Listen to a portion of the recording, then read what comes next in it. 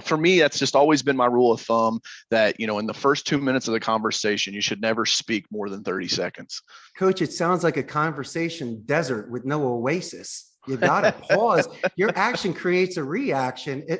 You brought up a couple really good points, and your 30 seconds in the beginning, you're spot on that. And I agree with you 100%.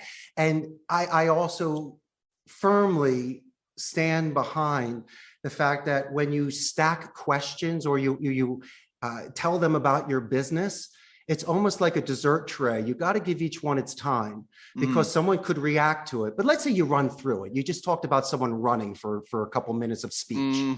Fine. Well, if you want to tie down it, then say, hey, coach, I'm sure you like at least one of them. So at least, maybe you caught one because I didn't get a reaction.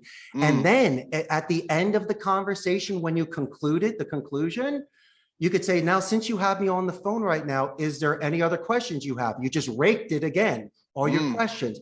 Maybe they don't. Okay, so a recap, and it gives you a chance once again to mention your stuff to see if they have a reaction to it.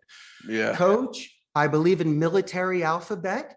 If they ever have to confirm addresses, names, military's key. And then finally, when they do the positive escalation, when they mention how great the individual was who transferred them, I do like that.